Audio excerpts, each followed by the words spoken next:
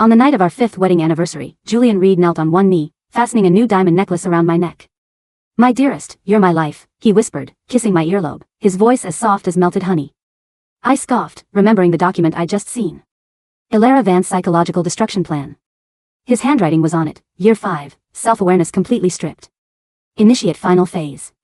Julian, I cupped his face, gazing earnestly into his deeply affectionate eyes.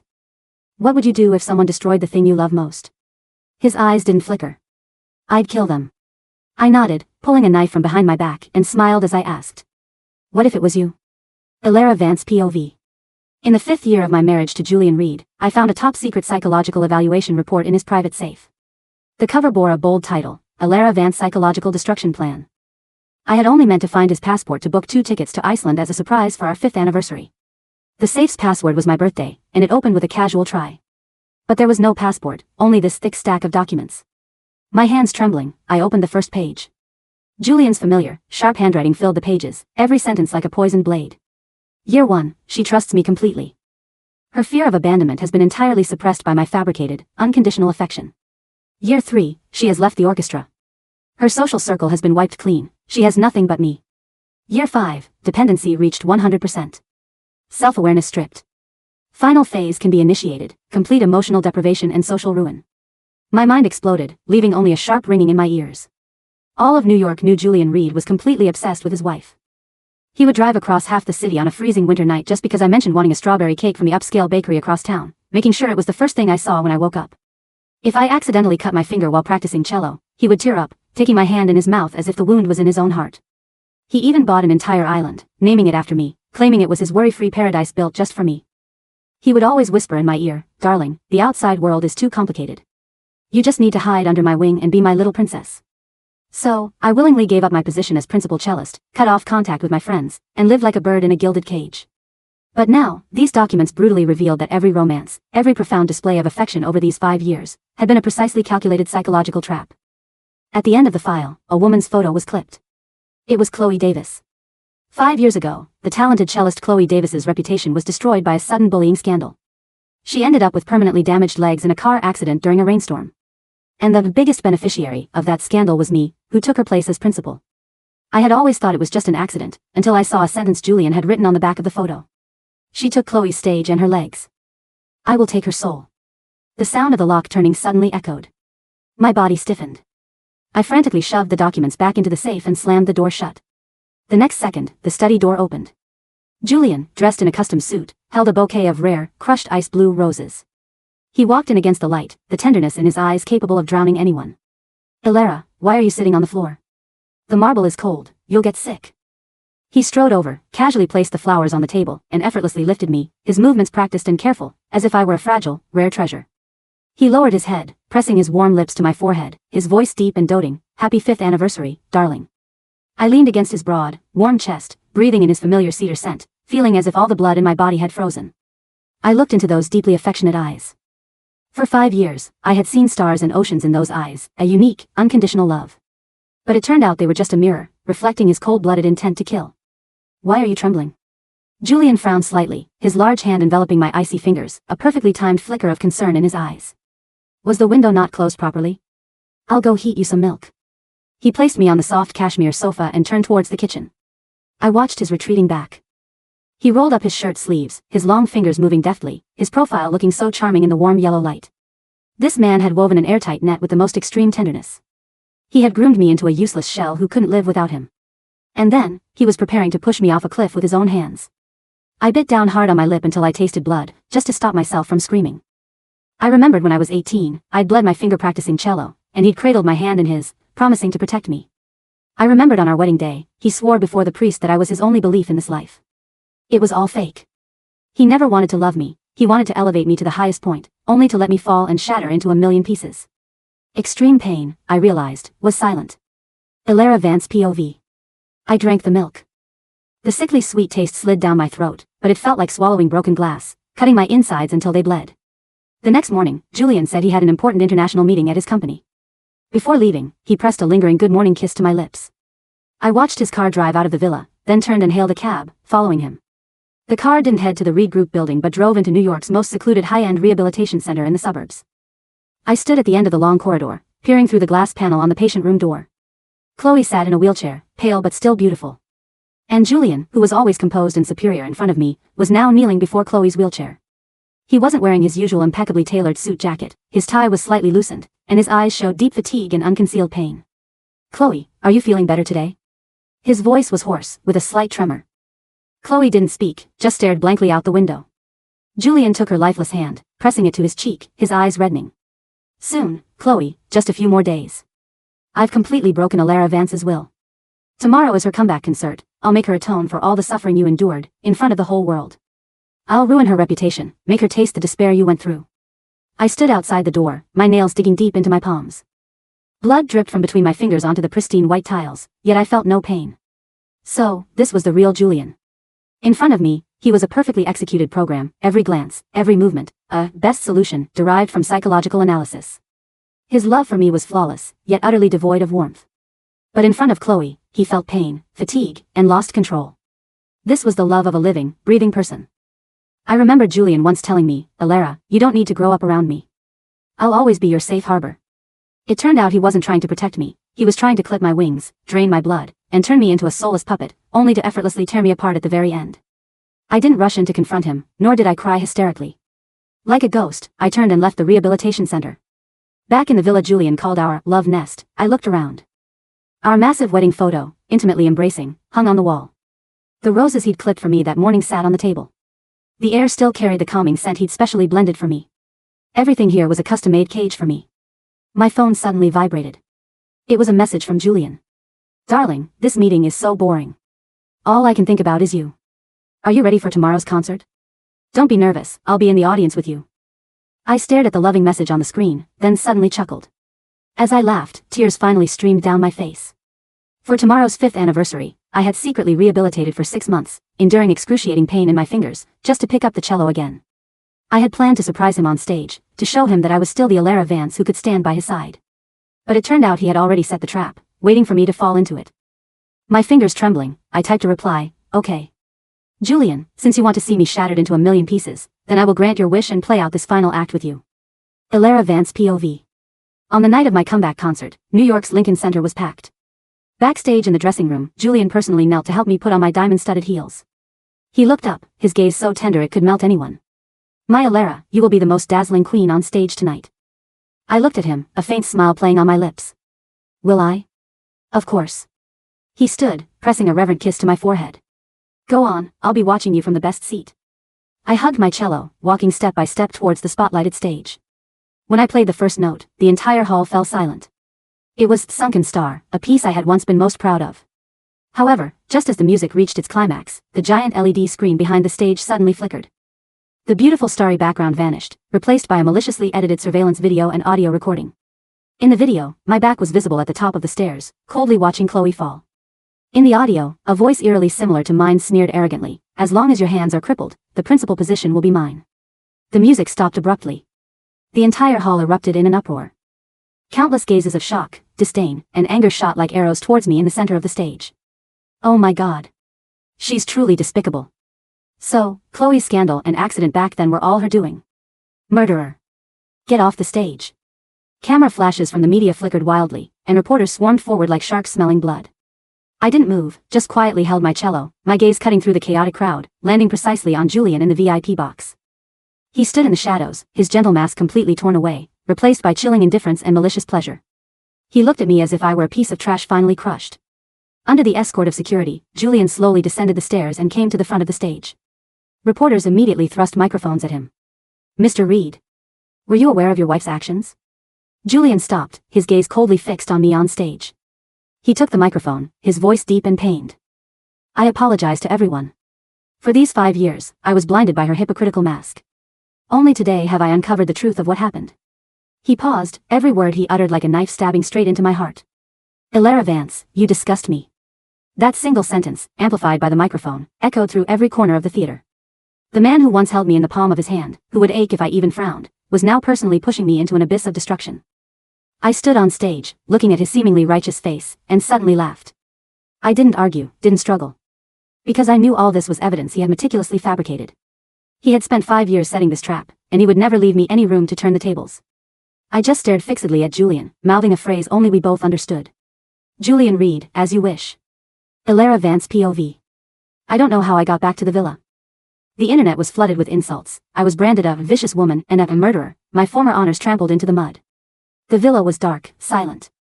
Julian sat on the leather sofa in the living room, a lit cigarette clutched between his fingers. The crimson glow flickered in the darkness. He never used to smoke in front of me, because I'd said I couldn't stand the smell. But now, the entire living room reeked of choking tobacco. Why? I stood in the doorway, my voice so hoarse it didn't sound like my own. Julian stubbed out the cigarette and slowly stood up. He walked step by step towards me, looking down at me. His eyes held none of their former tenderness, only bone-chilling coldness. Why? He sneered, then suddenly reached out and clamped my chin, his grip so strong it felt like my bones would shatter. 5 years ago, Chloe's reputation was ruined because of you, her legs were crippled, and she could never play cello again. You ask me why? I didn't do that, I said calmly, looking at him. It was an accident. Shut up. Julian's eyes were bloodshot. He roughly pinned me against the wall. Even now you dare to argue. If you hadn't bribed the judges, if you hadn't forced her, how would she have run out in the rain? He leaned close to my ear, his voice laced with venom. Elara Vance, do you know how disgusting I found it, looking at your face every day for these 5 years? I didn't struggle, letting him hold me. I looked at his familiar yet strange face and softly asked, so, the good morning kisses, the hot milk every night, the vows under the northern lights, the roses on the island, were all fake? All of it was for today. Julian curled his lips cruelly. I hired the top psychologists to analyze your every weakness. I knew you feared abandonment most, yearned most to be unequivocally chosen. So, I gave you the most perfect love, made you utterly fall for me, made you abandon your career, made you have nothing but me. Only by lifting you to the highest point will the fall be painful enough. He released me, watching me slide down the wall to the floor, a flash of vengeful pleasure in his eyes. Elara Vance, this is just the beginning. I sat on the cold floor, looking up at him. I didn't break down crying, nor did I kneel and beg. I just stared at him, the light in my eyes extinguishing little by little, finally becoming a desolate wasteland. Congratulations, Julian Reed, I pulled at my dry lips. You won. I was calm. My gaze now was like looking at a stranger. Don't pretend to be indifferent. Julian dropped a cold remark. From tomorrow, Chloe will move in. You owe her, and you'll spend the rest of your life paying her back. With that, he turned and went upstairs without another glance. I sat alone in the darkness, listening to the wind outside the window. My heart was dead, even the pain had dulled. Julian, do you think you destroyed my reputation and my pride? No, what you destroyed was a woman's unwavering, even self-sacrificing, genuine love for you. Elara Vance POV. The next day, Chloe moved into the villa. Julian gave her the master bedroom, changing the bedding to Chloe's favorite pure white. I was relegated to the cold, damp guest room on the first floor. I was like a transparent ghost, forced to watch Julian's extreme devotion to another woman in this love nest that once belonged to me. At lunch, Julian pushed Chloe into the dining room. He skillfully cut her steak into small, precisely 1.5 centimeter pieces, the size I used to prefer. He tested the soup's temperature with his wrist, and only after confirming it wasn't too hot, carefully spoon-fed it to Chloe. Chloe, careful, it's hot. His voice was so gentle it could drip with sweetness. I stood in the corner, quietly watching the scene.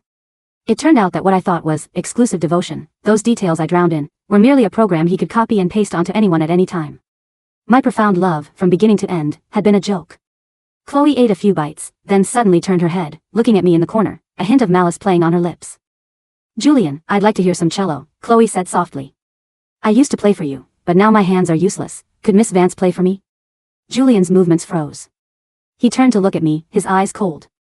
Go get the cello. I stood still. I haven't played in a long time. I told you to get the cello. Julian's voice suddenly rose. You owe Chloe, and you'll never be able to repay it. You're not even willing to play for her. I looked at the disgust in his eyes and suddenly felt incredibly weary. I no longer resisted, turning to the storage room to get the cello. It was an heirloom from my mother, a treasure I once valued more than my life. I sat in the center of the living room, and in front of Julian and Chloe, I drew the bow across the strings. Because I hadn't practiced intensely for so long, coupled with the old injuries from my secret rehabilitation for his surprise, my fingers started to bleed in less than 10 minutes. Blood flowed from my fingertips, staining the strings and dripping onto the expensive carpet. Every finger linked to my heart, an agonizing pain shot through me, yet I didn't even frown. I mechanically played the cello, my eyes empty, staring straight ahead. Before, if I even got a small paper cut, he would be so distressed he wouldn't sleep all night. But now, though he clenched his fists, he averted his gaze. Enough. Julian suddenly interrupted me impatiently. That sounds terrible. Do you want Chloe to have nightmares? Get back to your room. I stopped playing. I silently wiped the blood from the strings, hugged the cello, and limped back to the cold guest room. As I closed the door, I heard Chloe's delicate voice from the living room. "Julian, don't be angry, Miss Vance didn't mean to." I leaned against the back of the door, slowly sliding down. I looked at my bloodied hands and suddenly laughed. These hands, which had once cooked countless delicious meals for him, which had sketched countless portraits of him, now could only be used to satisfy his hatred. Elara Vance POV. A few days later, Chloe accidentally knocked over my cello in the living room. With a dull thud, that precious antique, a memento of my mother, broke its neck and was completely ruined. Julian rushed out from his study at the sound, seeing Chloe startled in her wheelchair, while I stood quietly amidst a pile of fragments. "What happened?" Julian strode over, shielding Chloe behind him. Chloe's eyes were red, her voice trembling. "I'm sorry. I just wanted to look at the cello, I couldn't control my wheelchair, and I accidentally bumped it." "Miss Vance, please don't blame me." Julian looked at me coldly. He probably expected to see me become hysterical and enraged. After all, he knew how important that cello was to me, it was my last boundary. But I didn't. I didn't scream, didn't question, didn't even shed a single tear. I just calmly knelt down, picking up the broken wooden pieces one by one. Then I walked to the fireplace and threw them all into the burning flames. The flames instantly consumed the pieces, crackling loudly. "It's just a broken cello," Julian said stiffly. "It's good to burn that scrap wood. Tomorrow, I'll have someone buy you 100 better ones." I watched the dancing flames, my voice as light as a breeze. "No need. I won't be playing cello anymore." My tone was too calm, as if I were a body that had already lost its soul. Julian suddenly rushed over, grabbing my wrist, his eyes so fierce they looked like they wanted to devour me. "Who are you putting on this lifeless act for? Do you think pretending to be pathetic will make me let you go? I'm telling you, you haven't paid off your debt to Chloe yet. You'll never leave me in this lifetime." I slowly pulled my hand free from his grasp. I looked at Julian, my eyes devoid of hate or love, only endless emptiness. "Okay," I said softly. Julian seemed enraged by my answer. To provoke a reaction from me, Julian began to escalate his torment. He cut off the funding to the orchestra of my most respected teacher, driving it to the brink of bankruptcy. He used this as leverage, forcing me to serve Chloe like a maid every day. I did everything he asked. I silently endured it all, even when Chloe deliberately splashed hot soup onto the back of my hand. I would just quietly clean it up, then turn and walk away. The more compliant I became, the more agitated Julian grew. He was like a madman flailing his fists in an abyss, desperately trying to grasp something, only to find he held nothing but ashes. What he didn't know was that my heart had completely died, right there in the burning ashes of that cello. New York's late autumn brought a rare downpour. Fierce winds whipped the rain against the villa's glass windows. Late at night, my phone suddenly vibrated wildly. It was the hospital calling. My teacher, the old man who was the only one willing to believe in me and treated me like his own child after the scandal, had suffered a sudden heart attack and was in critical condition. My face instantly turned ashen. I didn't even have time to put on a coat, stumbling towards the front door. But the door was locked. The password had been changed, even my fingerprint access was disabled. I frantically pounded on the door, then turned and rushed upstairs to the master bedroom. "Julian. Open the door. Please, open the door." The master bedroom door opened. Julian stood in the doorway in his pajamas, his brow furrowed. "What's wrong with you, raving like this so late?" "Chloe is afraid of thunder, she just managed to fall asleep. My teacher is in critical condition, the hospital wants me to see him one last time." My voice trembled with extreme fear. "Julian, I beg you, open the door, let me go see him." Julian looked at my paper-white face, a flicker of remorse in his eyes, but it was quickly replaced by cold hardness. "Isn't this just the punishment you deserve?" he said coldly. "When Chloe had her accident, her teacher also fell ill from the shock. You're just tasting the pain she went through back then." I didn't do it. I suddenly let out a piercing scream, my knees buckling. I fell heavily onto the cold marble floor. The once proud to the bone me, the me who stood tall even when everyone blamed me, was now kneeling at his feet like a dog. "Julian, I'll give you my life, I'll give you everything, please, let me see him one last time." I pleaded desperately, trying to win his concession. Julian frantically pulled a remote from his pocket and pressed the unlock button. I scrambled out of the villa, rushing into the pouring rain. But it was too late. When I arrived at the hospital, soaked and bloodied, the emergency room light was already off. The doctor regretfully shook his head at me. I stood in the morgue, looking at the face covered by a white sheet on the gurney, surrounded by a deathly silence. I didn't cry. Not a single tear fell. Extreme sorrow and despair reached their breaking point at this moment, then completely dissolved into nothingness. I reached out and gently touched my teacher's face through the white sheet. At that moment, the last string connecting me to this world finally snapped. My love for Julian, my insistence on the truth, my hopes for the future, all died cleanly on that rainy night. The rain in New York did not stop for 3 days. It clung to the soot-stained limestone of the city, turning the world into a monotonous wash of slate and charcoal. In the basement morgue of St. Jude's Memorial, the air smelled of ozone, chemical disinfectant, and the heavy, damp wool of my soaked clothes. I did not go back to the villa. I did not change out of the waterlogged sweater that dragged against my skin like a leaden weight. I simply sat on the hard plastic chair in the corridor, my eyes fixed on the double swinging doors that led to the cold locker where my teacher, Arthur Vance, lay beneath a sterile white sheet. He had no family left. I was the closest thing he had to a daughter, yet I had let him die alone in a sterile room while I knelt in the dirt, begging a monster for a key. Elara. The voice was a low, familiar rumble that once would have made my chest tighten with a desperate, fluttery warmth. Now, it was just noise. A vibration in the air, no different from the hum of the vending machine down the hall. I did not turn my head. Julian Reed stood at the end of the corridor. His custom cashmere coat was damp. At the shoulders, the dark wool darkened further by the rain. His hair, usually styled back with meticulous precision, was slightly disheveled. He looked out of place in this dreary, municipal basement, a prince who had stepped into a tomb. He walked toward me, his handmade leather shoes clicking softly against the linoleum. When he reached my chair, he stopped, shadowing the harsh fluorescent light above us. "You've been here for 36 hours, Julian said. His voice was quiet, carrying that same carefully calibrated tone of gentle concern he had used for 5 years. But beneath it, for the first time, there was a faint, jagged edge. A microscopic crack in the flawless porcelain of his control. "The hospital called my secretary. You haven't eaten. You haven't slept. Come home, Elara. Home." I looked up, my gaze passing over his sharp jaw, his high cheekbones, and landing on his eyes. For 5 years, I had searched those dark irises for safety, finding a sky I thought was made just for me. Now, I saw the empty, calculated hollows of a trap. "Home," I repeated. My voice was a dry rasp, stripped of all inflection. "To the guest room?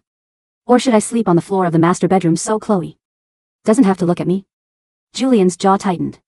"Don't be childish. Arthur's death was an accident of his health.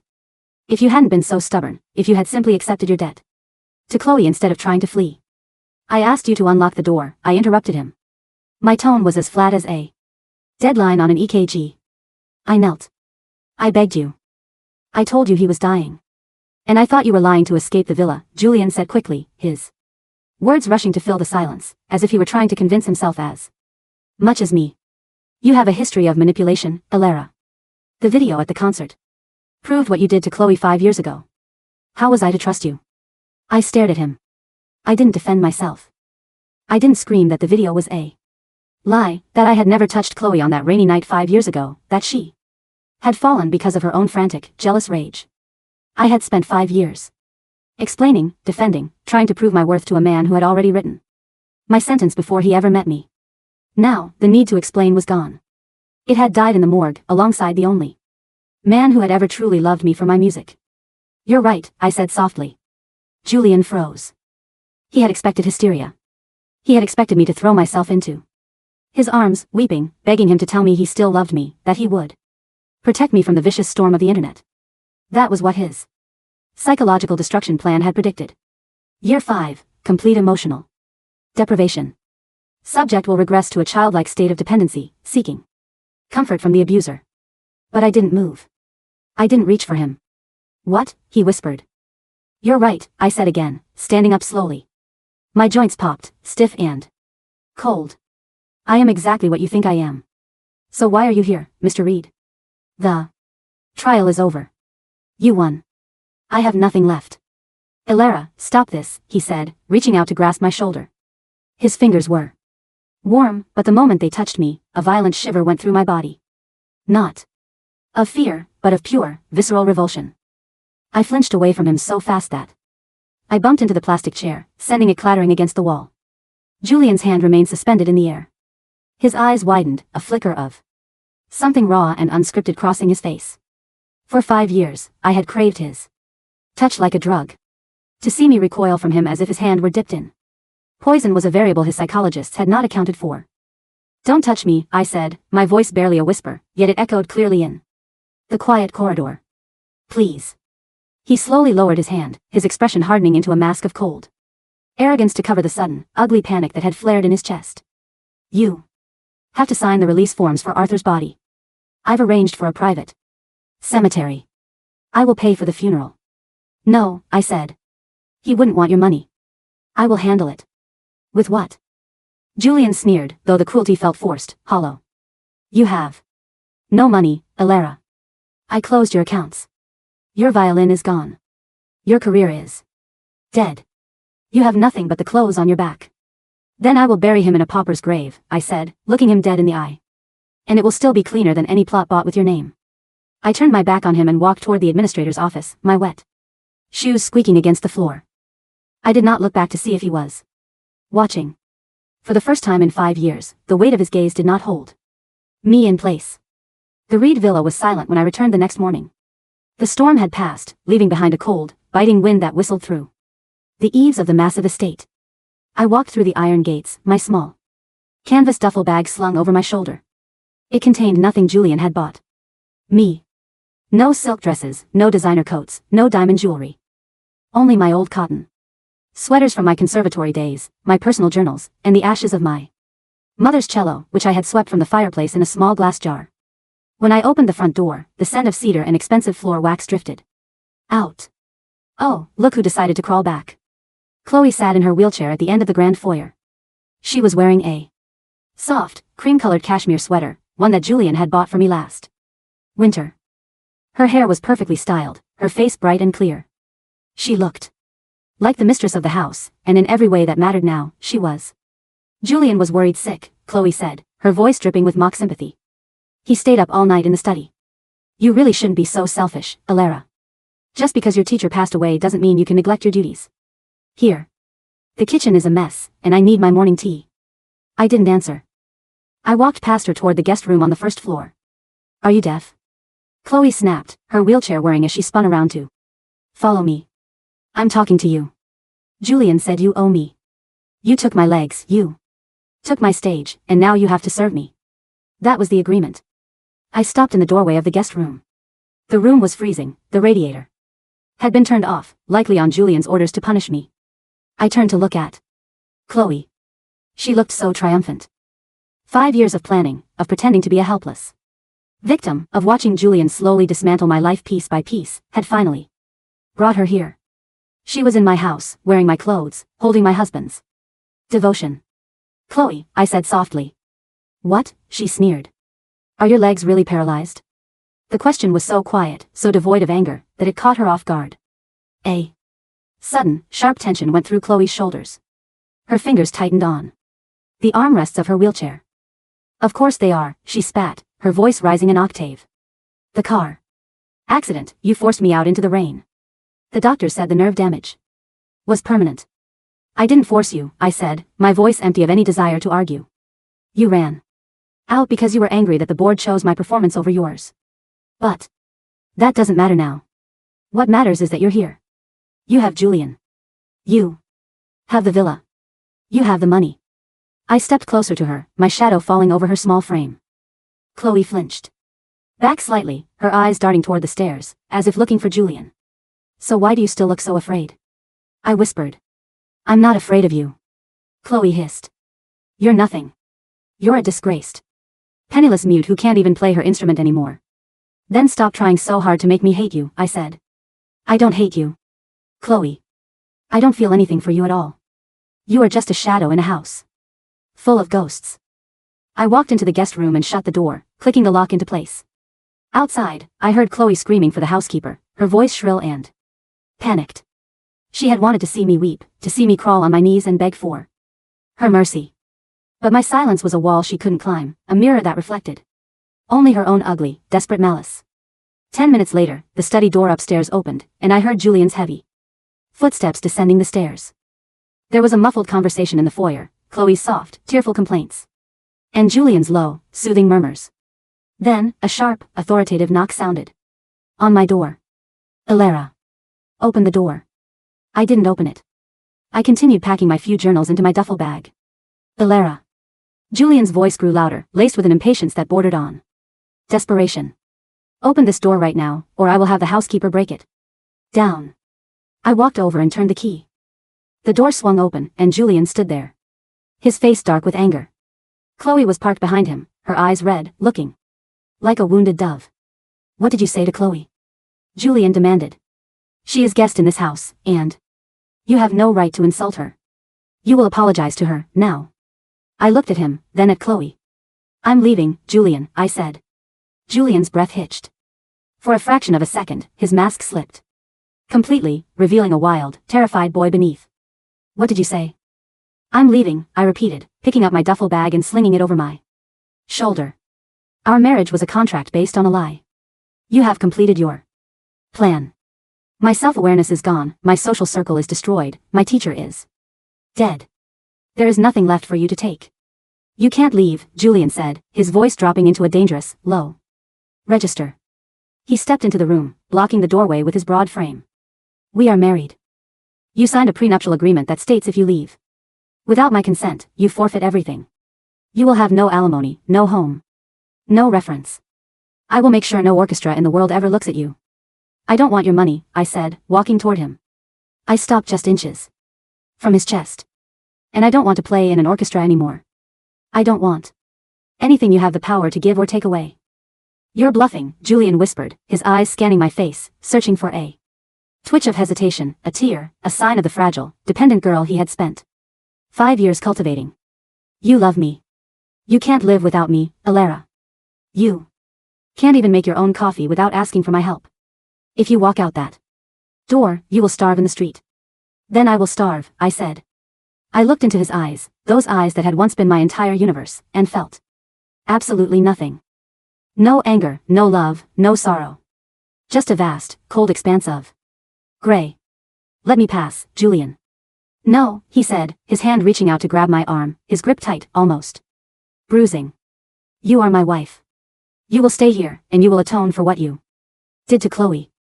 I will not let you walk away from your guilt. I didn't pull away. I simply looked down at his hand on my arm, then back up at his face. Julian, I said softly. The psychologist you hired. Did he tell you what happens when a subject's dependency drops to zero? Julian's grip froze. They don't run, I whispered. They don't fight. They just disappear. Even if you lock me in this room, I am already gone. You are holding a corpse. A chill seemed to pass through Julian's entire body. His fingers slowly uncurled, slipping off my arm as if the skin were too cold to touch. I walked past him, through the doorway, and out into the foyer. Chloe watched me, her mouth slightly open, her eyes wide with a mixture of triumph and sudden, inexplicable dread. I opened the massive oak front door of the villa. The cold autumn wind rushed in, blowing my hair across my face. I stepped out onto the gravel driveway, the iron gates looming in the distance. Elara. Julian's voice called out from the doorway, hoarse and desperate, echoing across the manicured lawns. I did not look back. I kept walking, step by step, until the gates closed behind me, and the Reed villa was nothing but a dark shape in my past. The apartment I found was in Astoria, Queens, located above an old Greek bakery that smelled of anise and burnt sugar. It was a single room with peeling yellow wallpaper, a radiator that clanked like a dying steam engine, and a window that looked out onto the elevated subway track. Every 20 minutes, the room would tremble, the blue light of the train carriages washing over the bare floorboards. It was perfect. It was loud, cold, and entirely mine. To pay the rent, I took a job washing dishes at a diner 3 blocks away. My hands, which had once been insured for hundreds of thousands of dollars, were now constantly red, chapped, and smelling of cheap lemon detergent. The hot water stung the old scars on my fingertips, the ones from the night I had played the cello until I bled for Julian and Chloe. But the physical pain was clean. It belonged to me, not to a script. On my 3rd week in the apartment, there was a knock on the door. I opened it to find Marcus Thorpe standing in the dark hallway. Marcus was the former technician for the New York Philharmonic, a quiet man with grease-stained fingers and a permanent squint. He had been fired 5 years ago, shortly after Chloe's accident, under the pretext of budget cuts. Elara, Marcus said, pulling his flat cap down. You look different. I am different, Marcus, I said, stepping aside to let him in. Thank you for coming. The room was sparse, only a mattress on the floor, a single wooden chair, and a folding table covered in old, yellowed newspapers and a cheap notebook. I poured him a cup of instant coffee in a chipped mug. Marcus sat on the edge of the chair, looking uncomfortable. I shouldn't be here. If Julian Reed finds out I'm talking to you, he'll destroy what's left of my pension. He's a powerful man, Elara. He's been blacklisting anyone who even mentions your name since the concert. He can't destroy what is already gone, I said, sitting on the floor opposite him. Marcus, I need the raw footage from the Lincoln Center lobby 5 years ago. The night Chloe fell. Marcus took a slow sip of the bitter coffee, his eyes darting toward the window. As a train rumbled past, shaking the cups. The security system back then was analog, backed up onto physical tape before being digitized. When the police investigated, they were handed a digital file. They said the original tape was lost in a magnetic corruption event. But I was the one who pulled the tape. That night. You kept a copy, I said. It wasn't a question. Marcus let out a long, ragged sigh. Chloe Davis was a nightmare to work with. But she was Julian Reed's golden girl. When she fell, everyone panicked. But when I looked at the tape that night, before the security chief took it, something didn't make sense. I saw you two on the landing. You weren't even close enough to touch her when she went over the rail. My heart gave a slow, heavy thud. For 5 years, I had believed that maybe, in my panic and anger, I had somehow caused her to trip. Julian had gaslit me so deeply, using the edited video and his own fabricated eyewitness accounts, that I had accepted the guilt as my own. Why didn't you go to the police, Marcus? I asked softly. I tried, Marcus whispered, his face turning pale in the yellow light. The next morning, 2 men in dark suits met me outside my apartment. They didn't threaten me with violence. They just showed me a photo of my daughter walking to her middle school. They told me Julian Reed was a very generous man to those who kept their mouths shut, and a very thorough man to those who didn't. Then I was fired. I took the severance and moved to New Jersey. He reached into his thick canvas coat and pulled out an old, dusty plastic case. Inside was a standard VHS tape, the label yellowed with age. The digital copy they used at the concert was edited, Marcus said, placing the tape on the folding table between us. They chopped out 3 seconds of footage, the 3 seconds where Chloe lunges at you first, loses her balance on her high heels, and slips. You tried to reach for her, Elara. You tried to save her. But they reversed the frames, sped up your arm movement, and made it look like a push. I stared at the black plastic tape. 5 years of guilt. 5 years of kneeling in the dark, thinking I was a monster who deserved to be punished. 5 years of allowing a man to systematically strip my soul away because I thought I owed him my life. All of it, built on a 3-second lie. There's more, Marcus said, his voice dropping even lower. The doctor who signed off on Chloe's permanent paralysis. Dr. Adrian Hale. He's not just a specialist at the rehabilitation center. He was Chloe's classmate at the Juilliard Preparatory Division. They were intimate before she met Julian. The pieces of the puzzle began to fall into place, clicking together with a cold, terrifying precision. They did this together, I whispered. Julian Reed is a brilliant businessman, but he is a fool when it comes to his own pride, Marcus said, standing up. He wanted to be the savior. Chloe gave him a villain to fight, and he spent 5 years destroying you to prove his love to her. But she wasn't just a victim. She was the architect. I stood up and shook Marcus's hand. Thank you, Marcus. This is enough. What are you going to do? He asked, his eyes filled with worry. You can't fight the Reed group. They have a team of lawyers that could bury you before you even reach a courtroom. I'm not going to court, I said, looking at the tape. Julian Reed wanted a perfect psychological play. I'm just going to give him the final act. In the weeks following Elara's departure, the Reed villa became a vacuum. Julian sat in his study, the desk covered in financial reports he couldn't read. The silence of the house was heavy, punctuated only by the occasional, distant whir of Chloe's wheelchair or the soft, hesitant footsteps of the housekeepers, who moved through the rooms like frightened mice. Every night, at exactly 11 o'clock, Julian would find himself standing in the kitchen, his hand resting on the handle of the refrigerator. He would open it, pull out a carton of milk, and pour it into a small copper saucepan. He would stand by the stove, watching the white liquid begin to steam. His mind drifting to the soft, pale curve of Elara's throat, the way she would look up at him with those wide, trusting eyes when he handed her the warm mug. Darling, the outside world is too complicated. You just need to hide under my wing. Julian? He flinched, nearly spilling the milk. Chloe stood in the doorway of the kitchen, her wheelchair angled toward him. She was wearing a silk nightgown, her face covered in expensive night cream. She looked at the saucepan, a thin, ugly line forming between her brows. Why are you heating milk? She asked, her voice sharp. I don't drink milk. It bloats me. Julian stared at the steaming saucepan. His hand was trembling. I forgot, he said, his voice hoarse. He turned off the burner, the blue flame dying instantly. I was just restless. You've been restless for a month, Chloe said, rolling her chair closer, her eyes scanning his face with growing resentment. Ever since that bitch walked out. You should be happy, Julian. We won. She's living in some slum in Queens, washing dishes like the trash she is. Why aren't you looking at me? Why aren't we planning the wedding? The wedding? Julian repeated. The word felt foreign, heavy, like a stone in his mouth. Of course. The media has finally calmed down.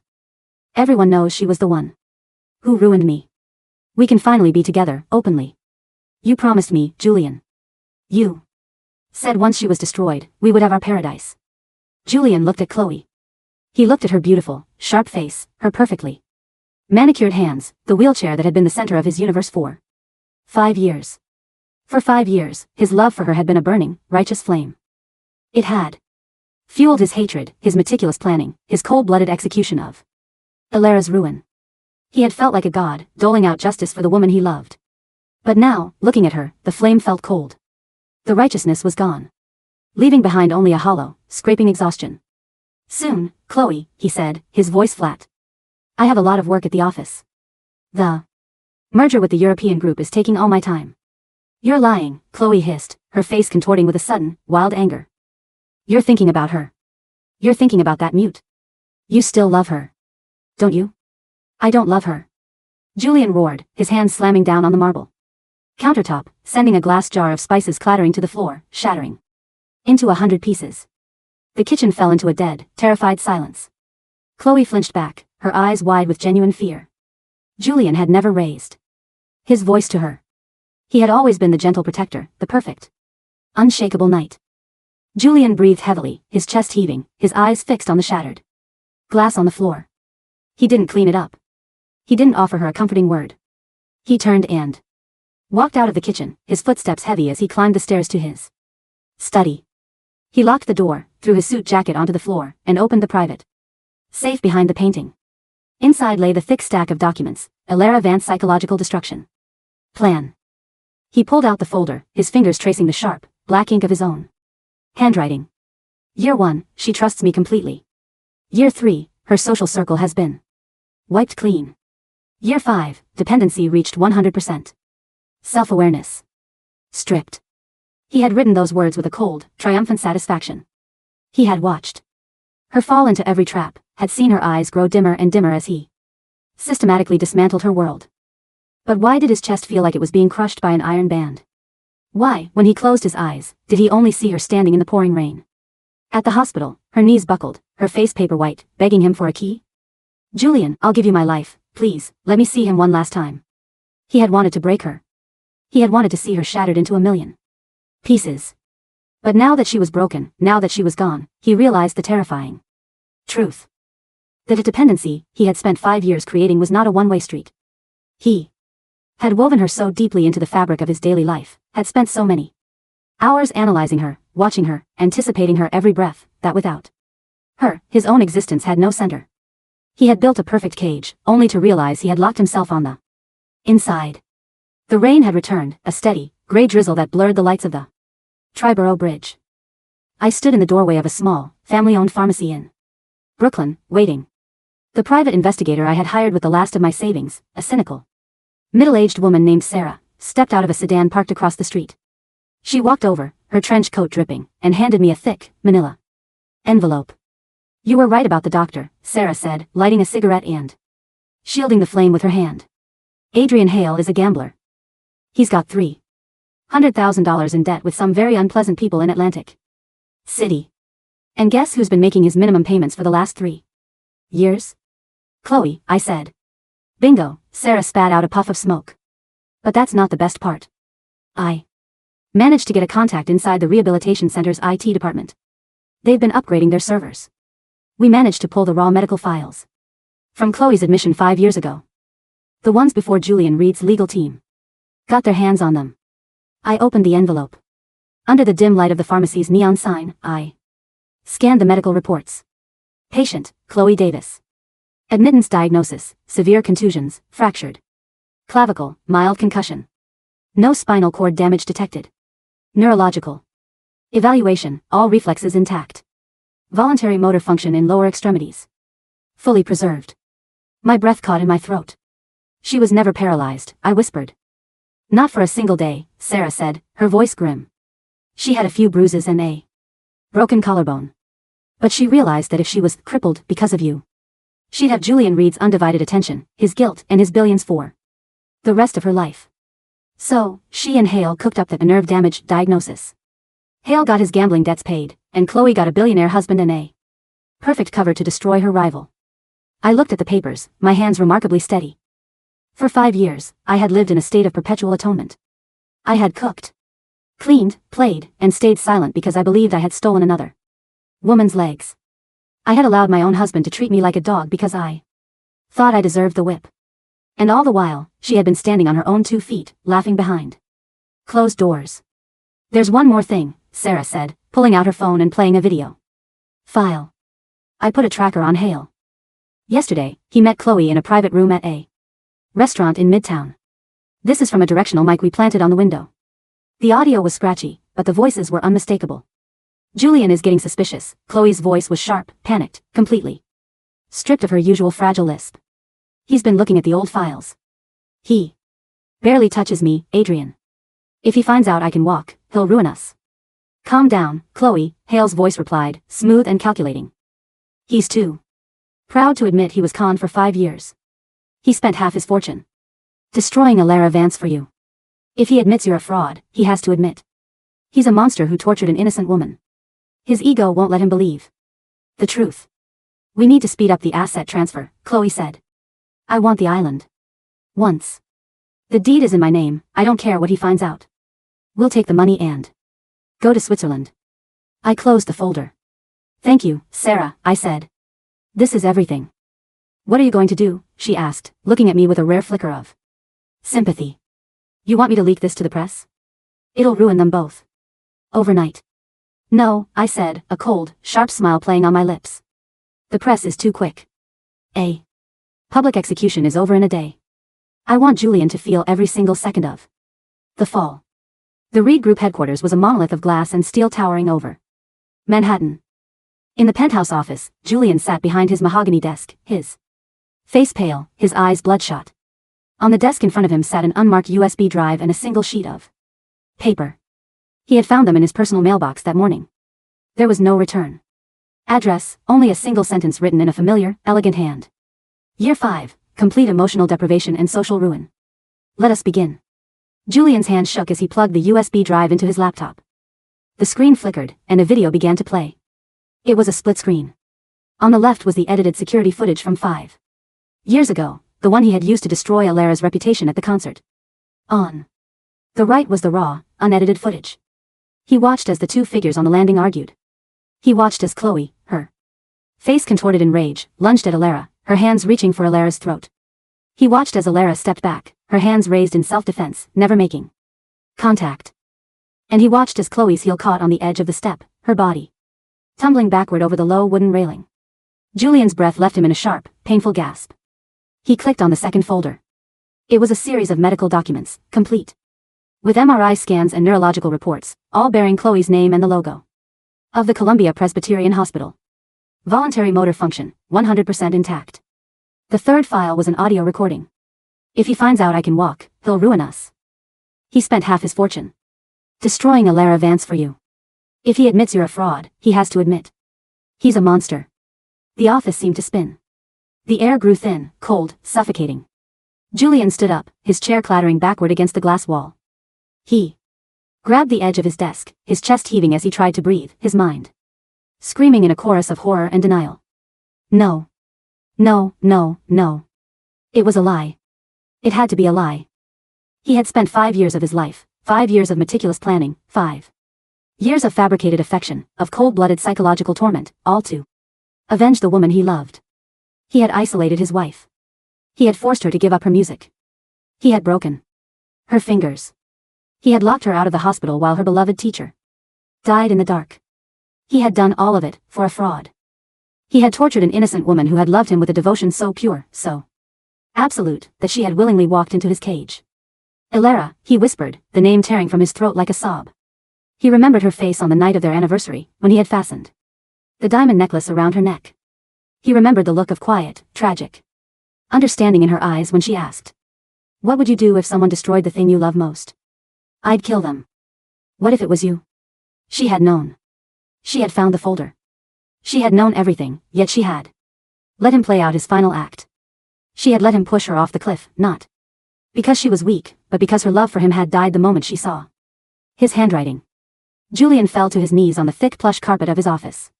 He covered his face with his hands, his body shaking with violent, uncontrollable sobs. He had wanted to take her soul. But in doing so, he had utterly, irrecoverably destroyed his own.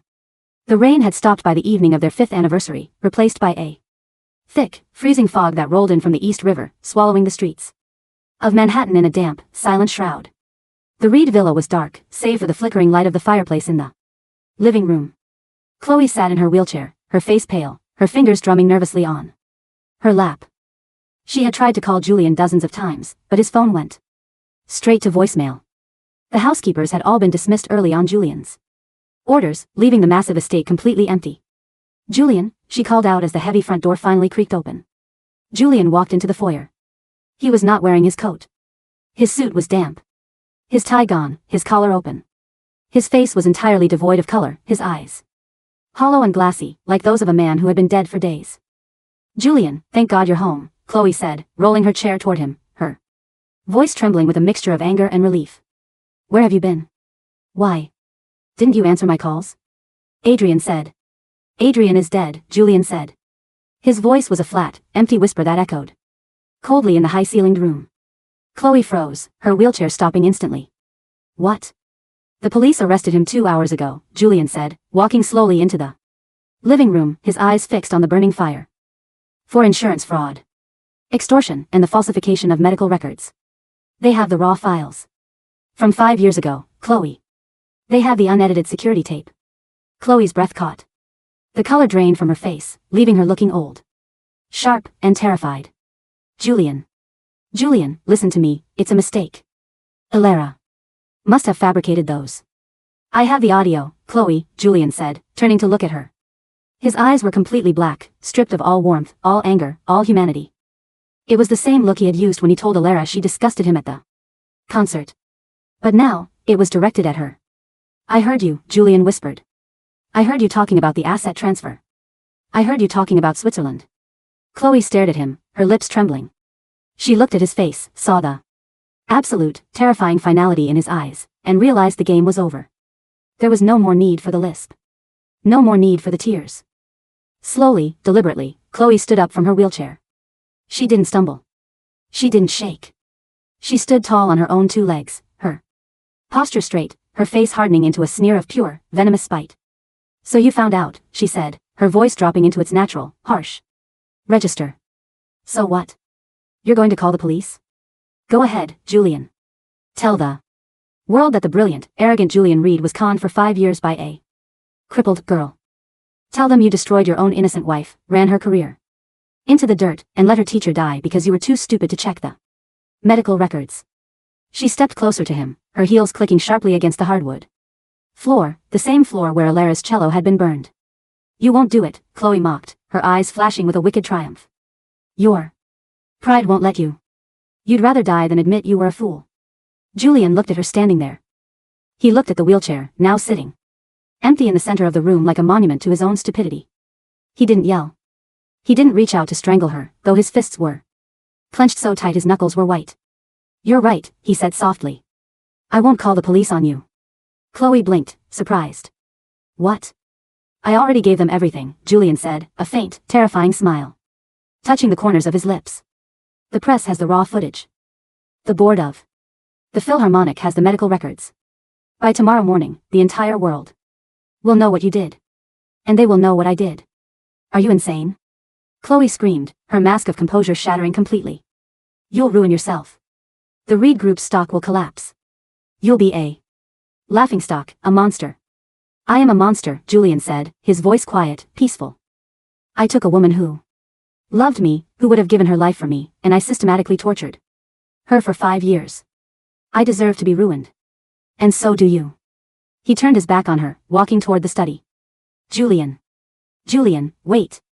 Chloe ran after him, her legs moving perfectly, her face twisted in panic. We can settle this. We can transfer the assets, we can go to Europe. Julian. The study door slammed shut, and the lock clicked into place, leaving her screaming in the dark, empty foyer. The cliffside overlooking the East River was cold and desolate. The fog hung heavy over the dark, churning water below, the lights of the city across the river completely swallowed by the gray mist. It was the night of our 5th wedding anniversary. I stood at the edge of the stone wall, wearing my old cotton coat, my hands tucked into my pockets. The air was thick with the scent of salt, wet concrete, and the faint, bitter smell of dead leaves. Behind me, the sound of car tires crunching on gravel broke the silence. I didn't turn around. I knew the sound of his engine. I knew the sound of his footsteps, heavy and hesitant as they approached me through the fog. Julian stopped 10 feet away. He looked like a ghost that had escaped its grave. His clothes were wrinkled, his face hollowed out by days of sleeplessness, his eyes carrying a desperation so intense it was almost physical. Elara, he whispered. You're late, Julian, I said, my voice quiet, carrying over the sound of the water below. The anniversary dinner was supposed to start at 8. Julian let out a ragged, choking sob. He took a step forward, his hands reaching out to me, then dropping to his sides, as if he knew he had no right to touch even the hem of my coat. I know, he wept, the tears streaming down his pale cheeks, leaving dark tracks in the dirt on his skin. I know everything, Elara. I saw the tape. I saw the medical records. I know what Chloe did. I know what I did. He fell to his knees on the wet gravel, his head bowing, his shoulders shaking with a violent, agonizing grief. I'm sorry, he cried, his voice cracking, echoing against the stone wall.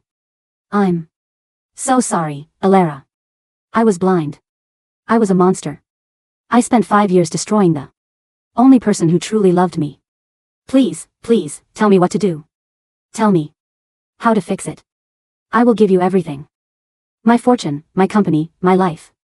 I will spend the rest of my days on my knees if you ask me to. I turned slowly to look at him. He looked so small. The powerful, arrogant Julian Reed, who had once held my world in his palm, was now kneeling in the dirt at my feet, weeping like a child. I walked over to him, my flat shoes making no sound on the gravel. I stopped just inches from him, looking down at his bowed head. I reached into my coat pocket and pulled out a small, silver knife. The silver blade caught the dim light of the street lamp above, shining with a cold, clean light. Julian looked up, his eyes widening as he saw the blade. But he didn't flinch. He didn't pull back. Instead, a look of tragic relief crossed his face. He leaned his chest forward, as if welcoming the steel. Do it, he whispered, his voice trembling. Kill me, Elara. I deserve it. If my death can ease even a fraction of the pain I caused you, do it. I didn't strike. I slowly knelt down in front of him, my knees pressing into the wet gravel, bringing my face level with his. I placed the handle of the knife into his trembling hand, curling his fingers around it one by one. Julian, I cupped his face, my cold fingers touching his tear-stained skin. Just as I had done on the night of our anniversary 5 years ago. I gazed earnestly into his deeply affectionate, shattered eyes. What would you do if someone destroyed the thing you love most? I asked, my voice soft as melted honey. Julian's breath hitched, the memory of his own cold answer 5 years ago slamming into his chest like a physical blow. I'd kill them, he choked out, his voice barely a whisper. I smiled, a faint, gentle smile that carried no warmth, no malice, only a vast, empty peace. What if it was you? I asked. Julian stared at me, his eyes wide with a sudden, horrifying comprehension. He looked at the knife in his hand. He looked at my face, the face of the woman whose soul he had systematically, meticulously stripped away over 5 years of calculated cruelty. He had wanted to destroy the person who had hurt Chloe.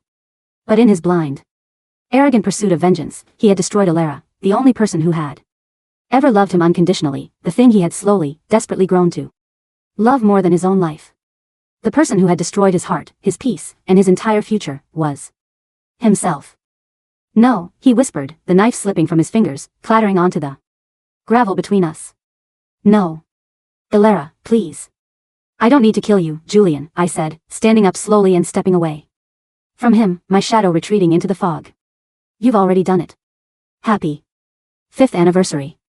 I turned and walked away into the thick, gray mist, my figure slowly dissolving. Until I was nothing but a memory.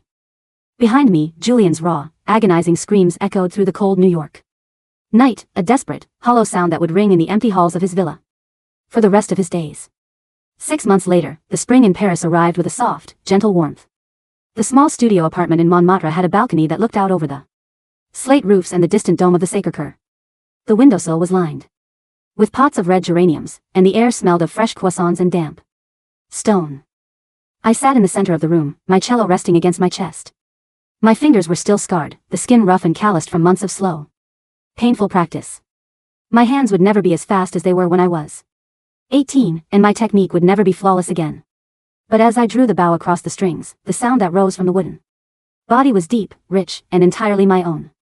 It was not Sunken Star. It was a simple, quiet melody, one I had written myself during the long, silent nights in Queens. It was the sound of a woman who had walked through the fire, left her ashes behind, and found her own voice in the quiet.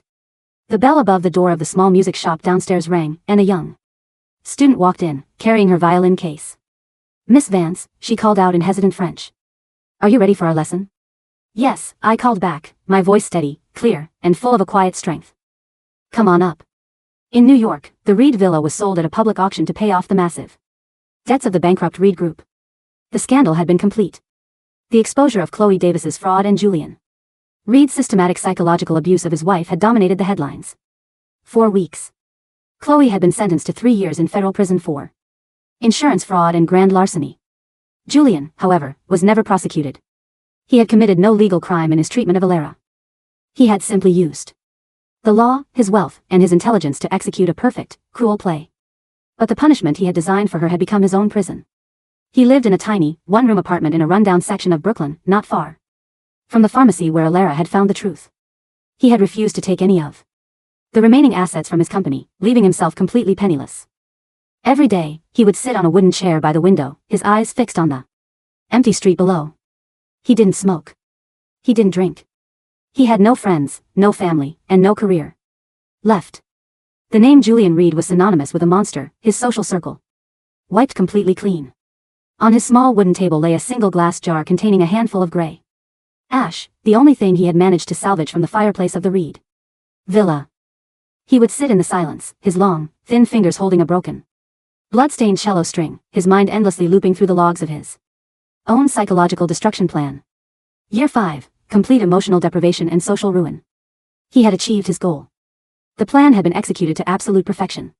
But as the shadows lengthened in his empty room, Julian Reed finally understood the ultimate truth of his design. The cage was empty. And he was the only one left inside.